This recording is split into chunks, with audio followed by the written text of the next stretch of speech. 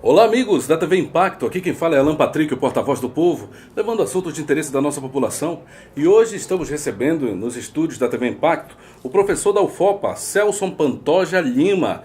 Ele que também é coordenador do programa de doutorado da UFOPA. Ele que tem uma história maravilhosa e muito interessante a nos contar. Ele que é santareno, ele partiu de Santarém com 16 anos de idade apenas e teve uma trajetória que eu posso dizer até de bastante sucesso. Mas ele retornou para a terra e tem muito para contar para todos os santarenos, para os nossos telespectadores. Professor Celson, seja muito bem-vindo à TV Impacto. Muito obrigado, Alan. É um prazer estar aqui. Especialmente é um prazer estar aqui para falar de coisas que podem ser relevantes para a nossa região, que podem ajudar a nossa região, né? E um bom dia aos telespectadores também. Queria que o senhor contasse um pouquinho da sua trajetória, né? Desde a sua saída de Santarém, né? Com certeza, um jovem de 16 anos, né? Muitos sonhos e projetos a serem realizados. Mas fale aí um pouquinho da sua história pra gente. Falo assim, uma coisa que é fundamental dizer é que a minha mãe é semi-analfabeta.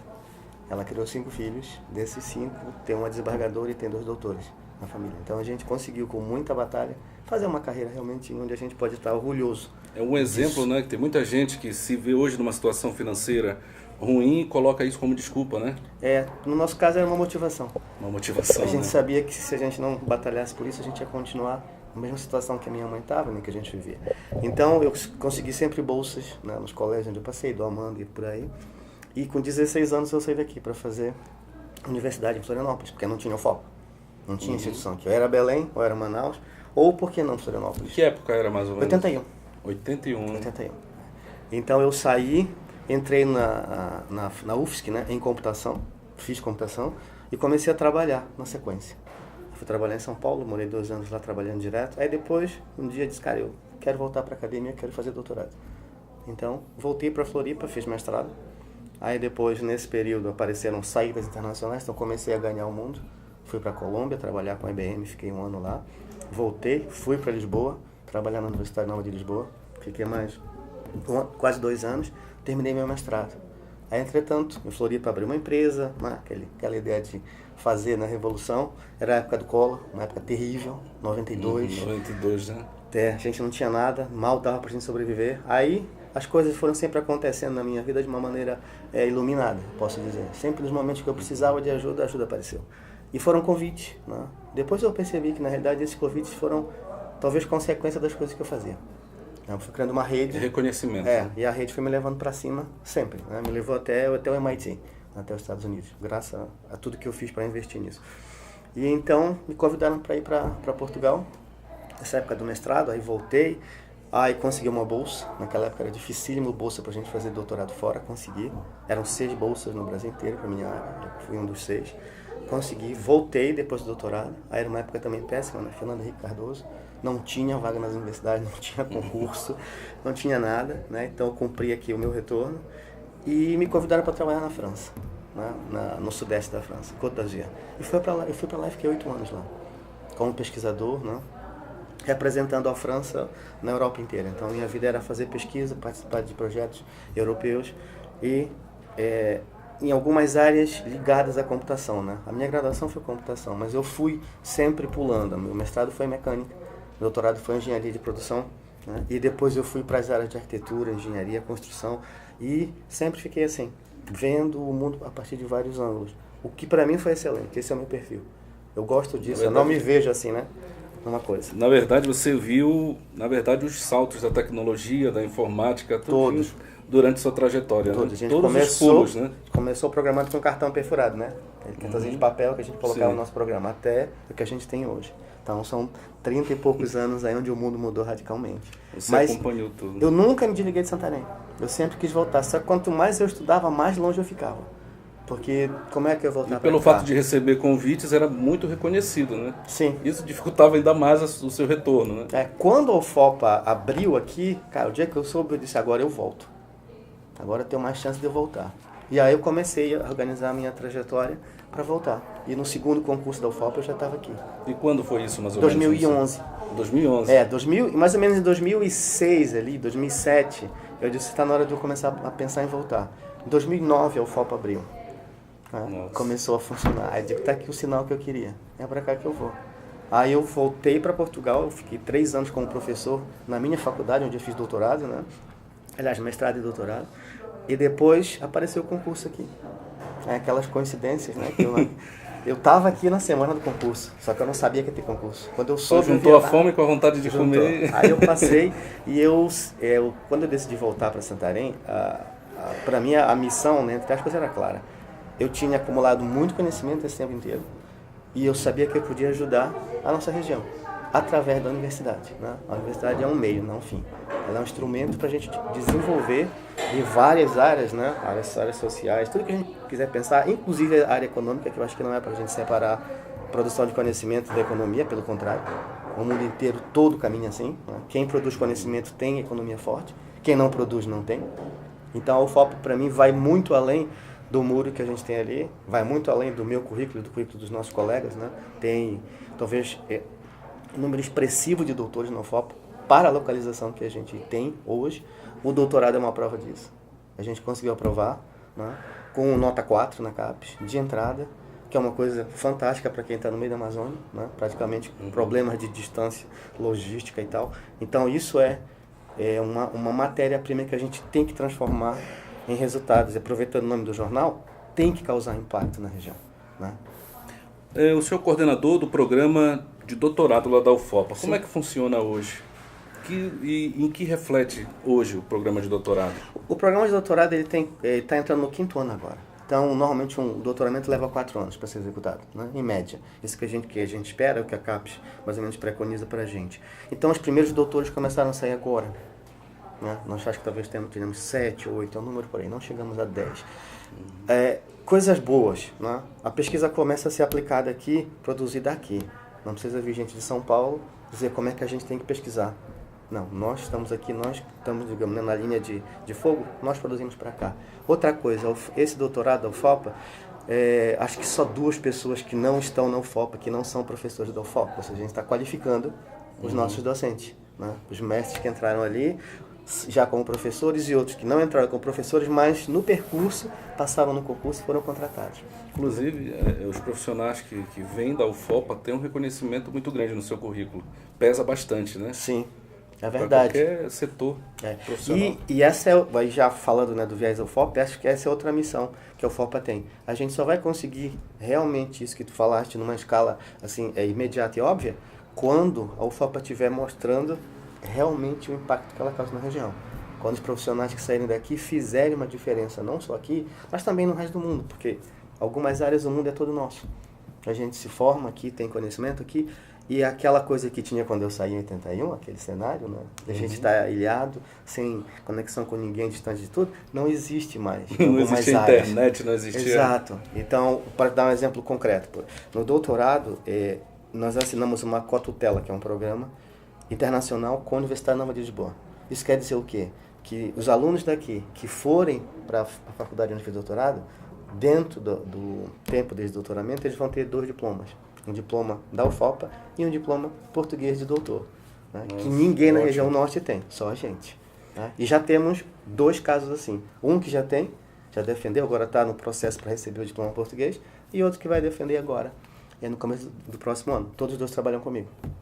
Professor Celso, você pode analisar comigo que a UFOPA passou por diversas transformações nesses últimos anos. Uhum.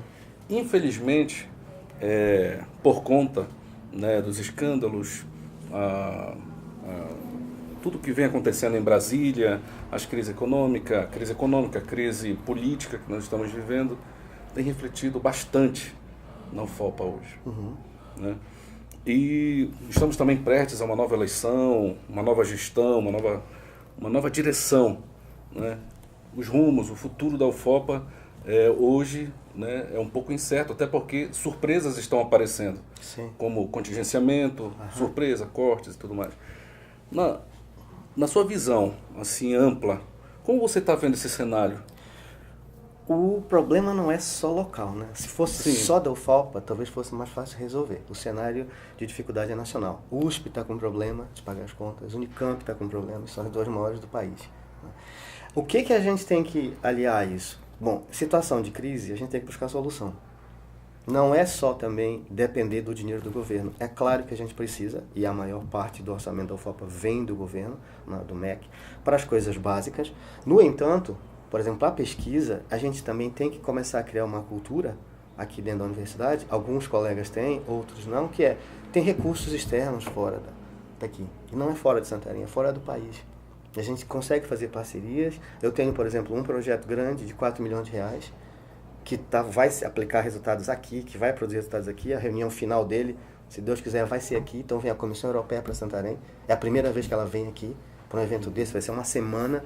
Isso para dizer o quê? Que a gente tem outros caminhos alternativos e não ficar só dependendo do dinheiro que vem do governo. Eu não vou dizer, sem ele a gente não vive. É claro, não teríamos, seria praticamente impossível, mas em algumas áreas a gente realmente tem que ter outra postura. Tem outras alternativas. Tem outras alternativas. Claro, assim como tem um de 4 milhões, tem um de 10 mil reais. É tão importante quanto o de 4 milhões, porque é financiado lá pelos Estados Unidos. Chama-se microgrant, então é uma bolsa pequena, mas eu consigo, por exemplo, ir para as comunidades ribeirinhas e fazer eventos de descobrir eletrônica, de descobrir a robótica, de descobrir a programação. Isso com pouco dinheiro. Agora, daqui, o que a gente quer fazer? A gente quer fazer um grupo que vai cada vez mais se fortalecer. A gente já começa a ser citado fora do país nesse trabalho, né? Essa bolsa dos Estados Unidos é o melhor exemplo que tem, né? Outras regiões chamam, algumas pessoas do meu grupo me chamam para a gente falar sobre esse tema, discutir, apresentar em painéis internacionais. Então é para cá que a gente vai. Quanto mais a gente se projeta, mais a gente produz, mais reconhecimento a gente tem, mais fácil fica de fazer as redes. Com redes eu consigo avançar e de conseguir recursos, que é o que a gente precisa, né? E aí tira esse foco e essa pressão, né, do governo federal.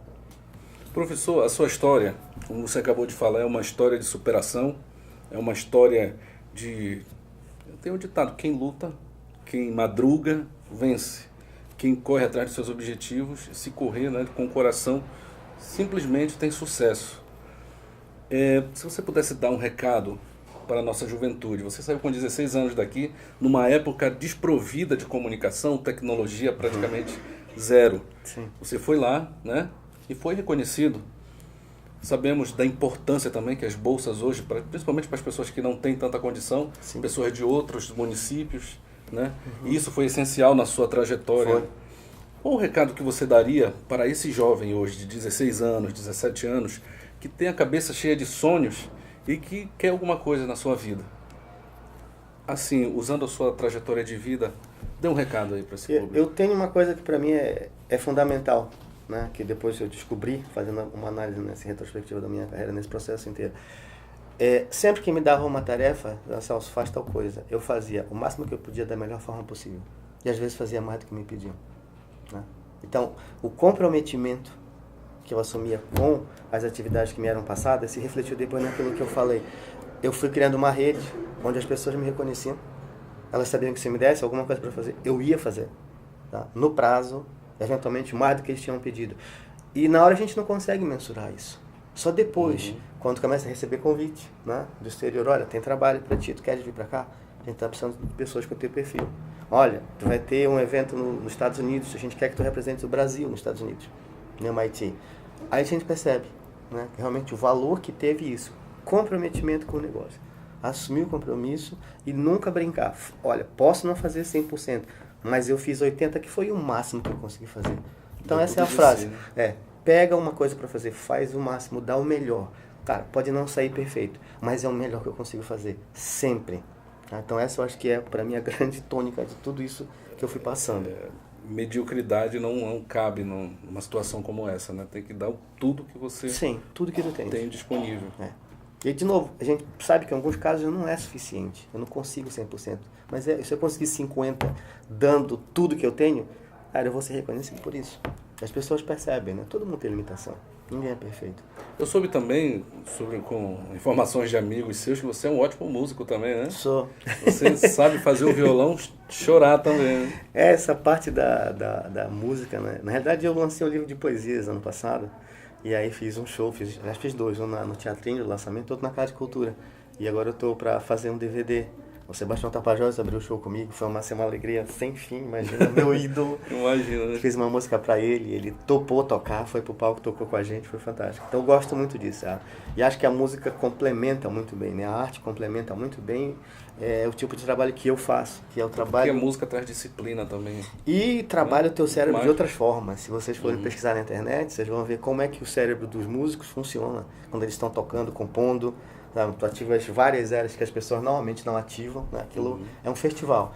Então ajuda num outro aspecto que que eu sempre debato com os colegas e com os alunos agora, e que também cabe perfeitamente aqui no cenário do FOPA, que é criatividade. Criatividade é uma coisa que é fundamental. Eu pergunto para os alunos, todas as cadeiras, todo o semestre, primeira aula, quem é criativo nessa sala? De 40, quantas pessoas tu acha que levantam a mão? Sei lá, 20? Nem brincando. Uns 3 ou 4 assim com vergonha de levantar. Aí eu digo, tá, bom, tu deves pintar, né? Tu deves escrever, tu deve tocar. E os outros? Ah, professor, não sou criativo não. Eu digo, então tá todo mundo no desemprego aqui. Sabe por quê? Porque vocês vão para uma empresa, vocês vão ter desafios diários que vocês vão ter que bolar soluções. Só bola solução quem é criativo. Com certeza, Tá? mesmo isso não... Exato. Então, é bom que vocês quebrem esse paradigma, e eu tenho uma cadeira que eu trabalho bastante isso, né? Que todo mundo tem potencial criativo. Uns em maior escala, outros em menor escala, né? Uns para artes, outros para engenharia, né? Para cálculo, para não sei o quê, mas todo mundo tem. Então, esse lado aí da música, para mim, é bom nesse sentido, né? Porque eu acabo trabalhando e acabo provocando os alunos com isso. Muito bem. Professor Celso, nós gostaríamos de parabenizá-lo, sua trajetória, sua história de vida, com certeza é exemplo para muitos telespectadores que estão nos acompanhando nesse momento. E acreditamos aí que dias melhores virão aí para o FOPA. Sim, com certeza. Né? Com toda certeza. E eu quero dizer que as portas da TV Impacto estão sempre abertas para você. Muito obrigado. Eu queria falar só um ponto para fechar essa nossa conversa, Alan, que é o seguinte. A gente, sobre essa história de criatividade, que anda junto com inovação, esse período que eu passei no MIT nos Estados Unidos, eu fui trabalhar num projeto brasileiro, MIT. MIT. Massachusetts Institute of Technology. É a melhor universidade de engenharia do mundo. Eu fui para lá. E fui representar a CNI, Confederação Nacional da Indústria. Né? Então o FOPA me autorizou, me liberou pela importância estratégica que era, eu fui. E passei 2 anos trabalhando com inovação, né? Voltada para a indústria brasileira, apoiando o Senai na rede nacional de institutos. Então isso me ajudou a ter conhecimento sobre a ligação entre inovação, né? Inovação tecnológica e a aplicação econômica. Tá? E é o que eu voltei, que tenho trabalhado aqui no FOPA, é o que eu voltei assim, trazendo na cabeça, trazendo na bagagem. Vamos tentar trabalhar isso aqui, porque se a gente for olhar as universidades grandes do mundo, as que estão à frente na área de tecnologia, elas produzem diretamente para a indústria banca parte. O governo dos Estados Unidos, por exemplo, banca grande parte do trabalho do MIT para ele produzir lucro, para ele gerar postos de trabalho, para ele melhorar a condição socioeconômica da região. O governo do estado de Massachusetts faz a mesma coisa. Então, a universidade é um super instrumento. E eu voltei para cá com essa campanha. E agora a gente está começando a ver os primeiros frutos que são, e por isso que eu queria citar, né, é o Laboratório Aberto de Inovação, né, que a reitoria acabou de chancelar para a gente. Tem um espaço para vocês trabalharem inovação, que é um espaço que a gente vai usar para aproximar, por exemplo, a ACES, a prefeitura, né, a secretaria específica que trata com isso, a comunidade de qualquer nível, né, vai poder ir lá e trabalhar esse conceito de inovação. A gente vai promover eventos, vai ser realmente um canal de entrada e de saída. E os professores do outro lado produzem conhecimentos que podem ser transformados em inovações tecnológicas. Então esse é um. O outro é a recém-aprovação também do mestrado profissional de inovação tecnológica, que é o Profinit. Então a gente está também à frente disso, né, aqui dentro do FOP. Eu estou à frente do laboratório e estou à frente do mestrado.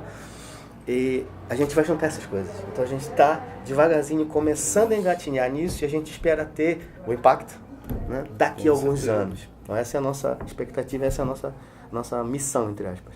Na verdade, isso é uma notícia muito boa, né? Principalmente para os jovens que almejam ter esse tipo de conhecimento e que escolheram abraçar, né, essa área profissional. Mas estamos falando com muitos telespectadores e eu queria saber a opinião de vocês sobre isso. O que você acha sobre tecnologia hoje, sobre o sistema de ensino superior, quando se trata especificamente da tecnologia, das boas notícias que o professor Celso trouxe hoje para nós? Curta esse vídeo, compartilhe também para que outras pessoas possam ter acesso a essas informações. Alan Patrick, porta-voz do povo para a TV Impacto.